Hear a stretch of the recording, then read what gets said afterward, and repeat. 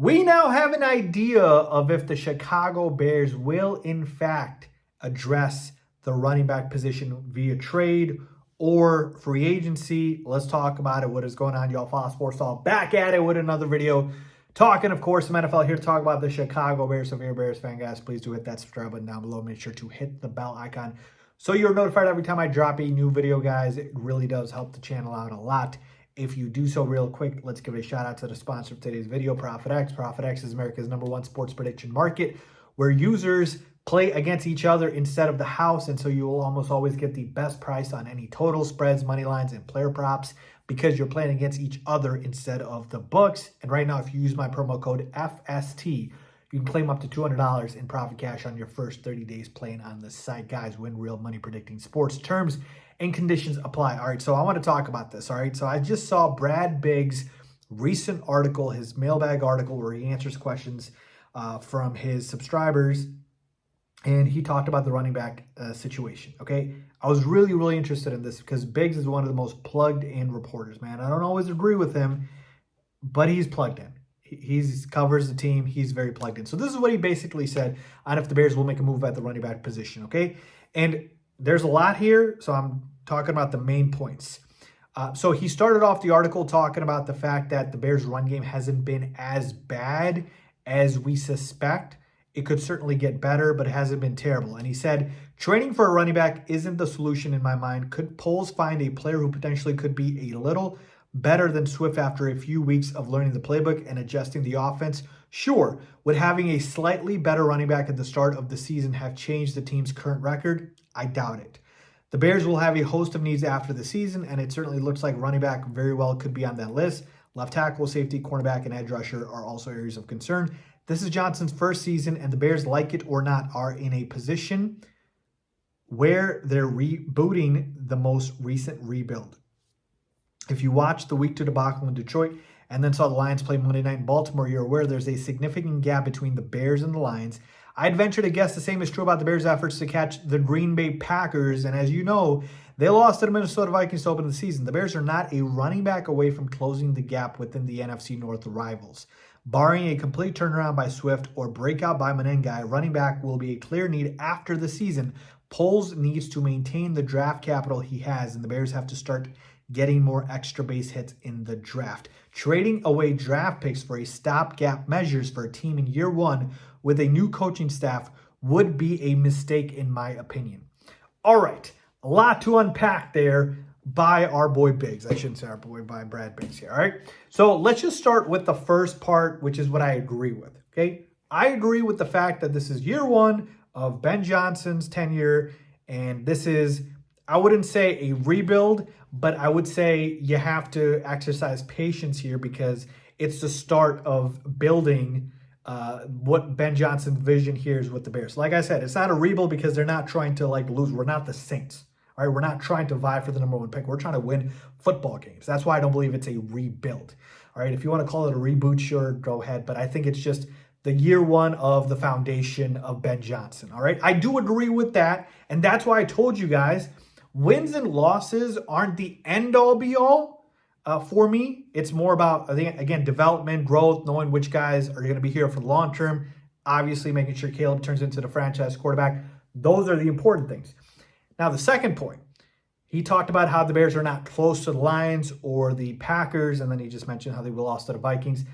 I think we are not that far off with the Vikings. I think, roster-wise, they're probably a little bit better, but I don't think it's a sizable gap. And then as far as the Packers and Lions, yes, they are definitely in different spots than the Bears are right now. Like I said, it's not Matt LaFleur's first year with the Packers or Dan Campbell's first year. They're obviously going to be ahead, and they should be. All right, that's not a knock on the Bears. That's just a reality of the situation. If the roles were flipped, we'd be saying the same thing. So I also agree with him there. But where I don't agree with him is this, notion that, getting a running back or trading for one that will give slightly better production than DeAndre Swift is going to change life in Chicago. I totally disagree with that. And the reason I say that is because Ben Johnson's offense, we have seen, is really dependent on a solid run game. And if DeAndre Swift continues to be inept and not be effective, then that is going to lead to other areas of the offense falling apart. You cannot become one-dimensional, right? If the defense knows that the offense is going to be passing 70 to 80% of the time, that's a problem.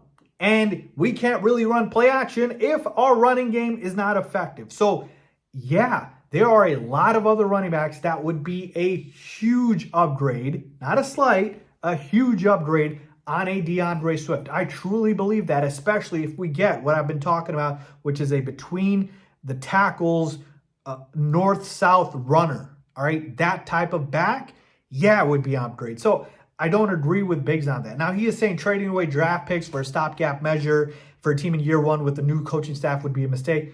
All right, fine. No one's saying trade a first-round pick or a second-round pick. All right, but is trading away a fourth, fifth-round pick the end of the world? I don't think so. And again, I am focused on the vision here. I'm not trying to go ahead and say sell the farm to go get Alvin Kamara or a Devon Achane or a Breece Hall. What I'm basically saying is if you can get a guy that is effective, much more effective than DeAndre Swift here, that is going to help the offense and that is going to help Caleb Williams, which should be the end goal, right? The end goal should be, hey, what can we do to help Caleb and the passing offense? And that is help him with an effective run game. Because I'm telling you right here, right now, I can literally just see it, right? We're in week 3 right now. We're going to week 4. And I can literally see it halfway through the season. DeAndre Swift has been just flat out bad. And the offense has, kind of gotten stale and hit a plateau because of that. I'm afraid of it. That's why I'm trying to call it out before it happens. All right, I'm not saying this is fantasy football, but I've alluded to it earlier. If you know you have a problem with your roster, you're trying to see if you can make a trade to upgrade it, right? And are we just saying we just have to be okay with DeAndre Swift's ineffectiveness? If he averages 3 yards a carry all season long, we're just supposed to be okay with that? Like Ben Johnson's whole coaching mentality, his whole philosophy is guys will play that are effective. If Swift is not effective, he should not play, and he should not play much. Now, as far as Kyle Manengai, I don't know why I feel like I'm the only one here who is not depending on the kid. He's a 7th-round rookie, for crying out loud. I'd love for him to turn into Isaiah Pacheco. I would love that, but I can't depend on that. Honestly speaking, 7th-round rookies don't even make the roster, let alone be the number 2 back on the team. So yeah, give him more carries, sure. Hopefully he turns into a good running back, our version of Isaiah Pacheco. But more likely than not, that's not going to happen. And so I don't want to depend on Kyle Manengai. And so what am I left with there?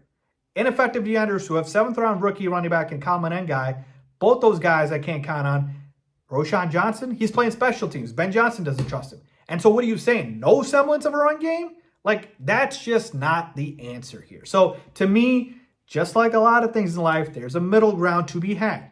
You don't have to give up the farm to get an upgrade at running back. We're not asking for Christian McCaffrey. We're not asking for an A-tier back. We're just asking for somebody that is going to make the run game effective, because right now, it is not effective. And the offensive line is doing a solid job pass blocking and run blocking. And they deserve to get a guy back there that will make teams pay because of their good blocking. So yeah, I don't agree with Biggs on that. I totally think the Bears should make a move for a running back. Let me know what you guys think, man. Comment down below. Should the Bears trade for a running back? Yes or no? Simple question. I don't think I'm crazy here, but it feels like I am because of, what I'm reading and hearing. So sound off in the comments down below, man. Let me know. As always, thanks for watching.